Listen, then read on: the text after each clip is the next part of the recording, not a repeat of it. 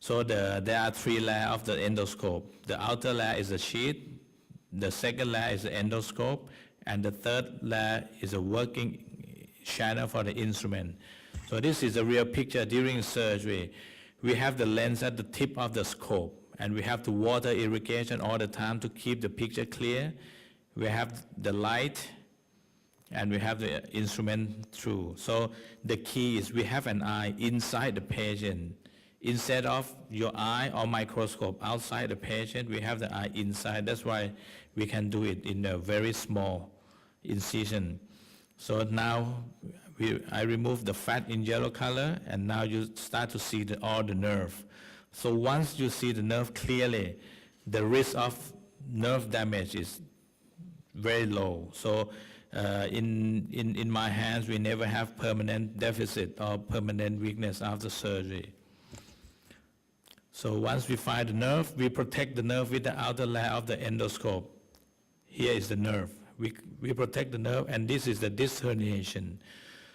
The tear was there, the herniation, pinching the nerve, and we just remove the disc. It's a jelly like the disc itself. So you see how clear we see and how well we can protect the nerve. And there's a beautiful surgery because you don't see any bleeding, right? Because we see all the vessels, we can stop the bleeding with the radio frequency. And this is the big piece coming out.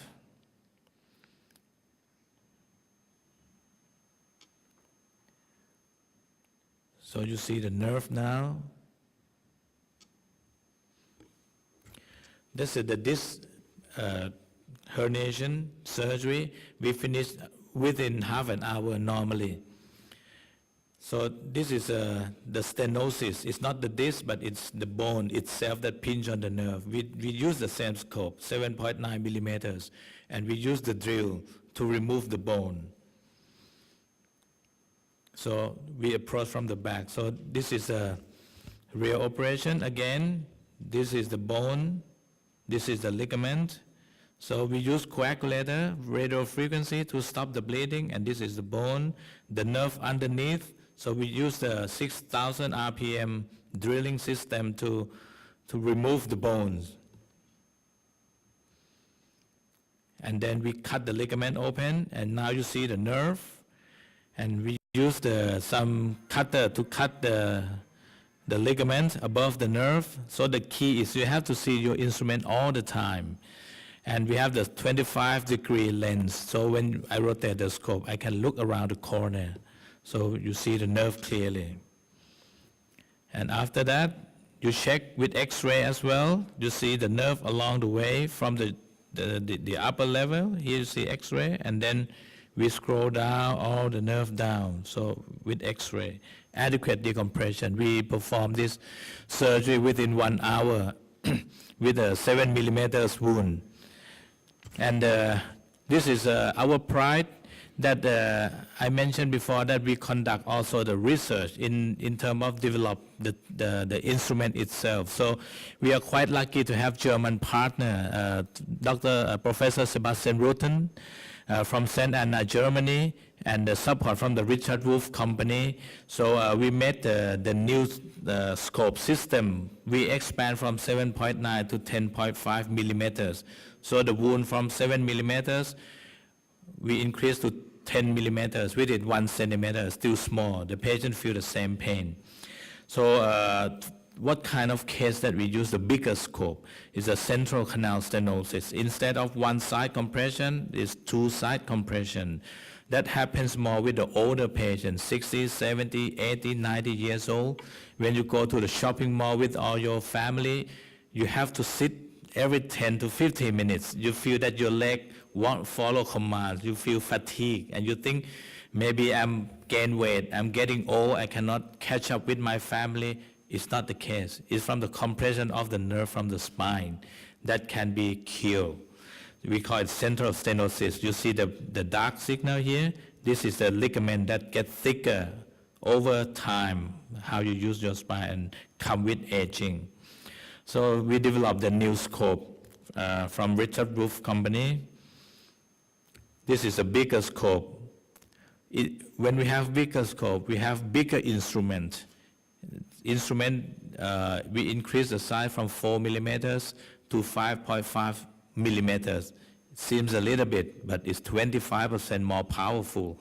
So we deal with the bigger scope. So 2 sides, 1 hole, not 2 holes. 1 hole, this is the nerve on the right side, and we cut across the ligament, and we free the nerve on the opposite side.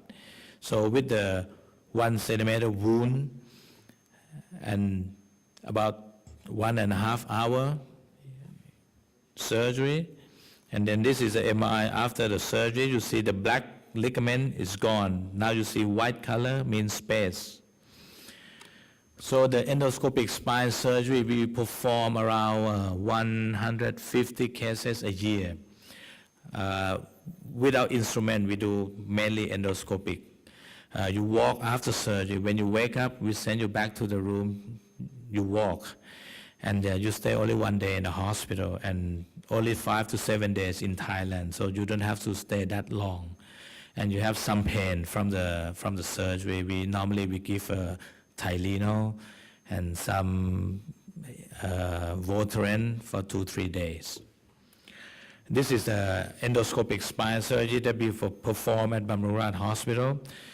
For the more serious problem, like Dr. Peter, not only compression, but the stability is lost. It's slipping of the bone, loosening of the bone that we have to reinforce with titanium. That means fusion. We freeze that joint with the titanium. So instead of open surgery, we use a percutaneous fusion. The left side is conventional surgery, the right side is a percutaneous surgery. Inside we do the same, but we don't have to open and look at the spine to do it. We use the image navigating system, 3D.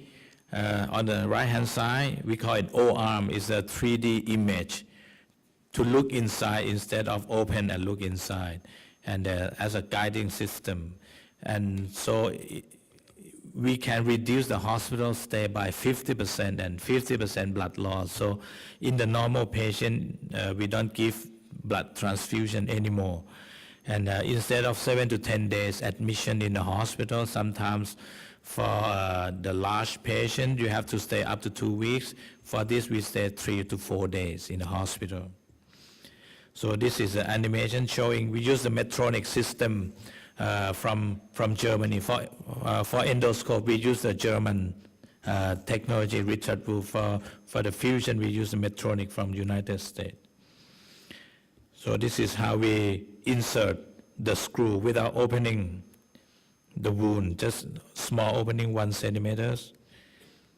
You fix with the guide, and then you install the screw with the screwdriver, and then you put all the screw through the skin and through the muscles, through screw, and then you use the system to connect with this 2 screwdriver, and then put the rods to connect through screw together. This done outside the patient. Only the screw are inside the patient. All these are outside the patient, and we use the guide, sharp guide. We cut the skin about 1 centimeter for the entry, and then we put it through the muscles and measure the length of the rod that we have to put. And you say this is the rods. At 2 level, we can also insert the rod through the screw. So this is how we put the screw. In order to do the fusion and free the nerve, we use the small tunnel about 2 centimeters on the side. And this is the microscope. We use microscope through the small tunnel here to do the discectomy, free the nerve and put the bone graft. And this is X-ray pictures during the procedure. And at the end, you will see the screw here, and this is the bone graft in the middle. So this surgery we finished within 2.5 hours, and the patient walked next day. This is the wound. We have 4 wounds, one small, 2 small wounds, 1 centimeter, and 2 wounds about 2.5 centimeters. If we use navigating system, there's another separate wound. It's not in this picture, another small 1 centimeter wound. So you walk next day, you don't need the blood transfusion, and you stay average around 3 to 4 days in the hospital, and you fly back to your country 7 to 10 days. So that's about 1/3 of the case, about 150 cases that we perform fusion, equal to the endoscopic surgery. And for the old patient with the osteoporotic problem, we use also the system from Medtronic. We call the Kyphon. When you have fracture and you have pain, and normally we do conservative treatment, bed rest, wear the tailor breast, painkiller. If the pain subsides within 2-3 weeks, you don't need the fracture will heal. But in some case, the pain persists. So we need to inject the cement to make it stronger. So we use the balloon to inflate, to open up the fracture, and then we put the bone cement. So the procedure can be done under local or under general anesthesia, and you stay 1 day in the hospital, and you walk immediately after surgery normally. So this is also another common procedure that we perform. And also the neck surgery, we do all the neck surgery with a microscope. In some cases we use endoscope, but not as frequent as the lumbar spine. So we do fusion with the microscope. We do artificial disc replacement if you want to preserve the movement in younger patients. This is a fusion. We have preoperative conference. We have a fellowship training program, Thai doctor or international doctor, and we are with the Richard Wolf and St. Anna Hospital. We are Asian Endospine Training Center. So we conduct the training once a year at Bamrung Rat Hospital for the Asian doctor, including Middle East. So we have around 9 to 10 countries, doctor from 9 to 10 countries coming to us. And we also collaborate with German. I have to fly to Germany twice a year to help our German partner to teach the European and the American doctors flying in. This is the part that we do the teaching and also the research. We have support from Medtronic, United States, and also the Richard Wolf from Germany. So in order to keep us ahead of the rest, we need also support from the big company and also from the partner around the world. Thank you very much.